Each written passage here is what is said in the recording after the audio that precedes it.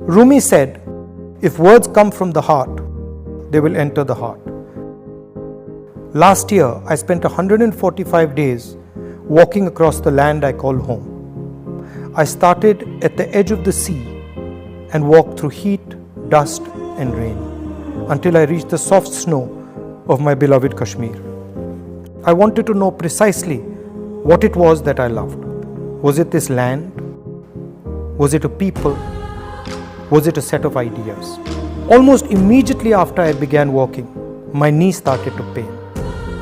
Like a hungry wolf, it would follow me everywhere I went, waiting for me to stop. And then I started to notice something. Every time I would think about stopping, every time I considered giving up, someone would come and gift me the energy to continue. Once it was a lovely little girl with a beautiful letter. Another time an old lady. Then a man who suddenly ran up to me and hugged me. It was as if a silent energy kept helping me. There was always a din in the space where we were, with loud slogans, clicking cameras, and people pushing and shoving. Then one day, I felt a silence I had never felt before. I could hear nothing but the voice of the person holding my hand and talking to me. He was a farmer, and he spoke about his crop. He was crying as he showed me the strands of rotten cotton. There was nothing I could say, so I stopped walking and hugged him. It happened with children, with mothers, with students. It happened with shopkeepers, carpenters, and laborers. It happened with soldiers.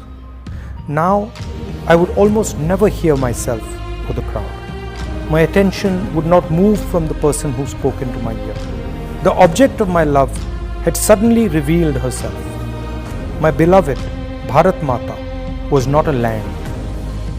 It wasn't a set of ideas. It wasn't a particular culture, history, or religion. It was the voice of every single Indian, no matter how weak or strong. India was the happiness, the fear, and the pain hidden deep inside all the voices. To hear India, my own voice, my desires, my ambitions had to fall silent. India would speak to one of her own, but only if one was humble and completely silent.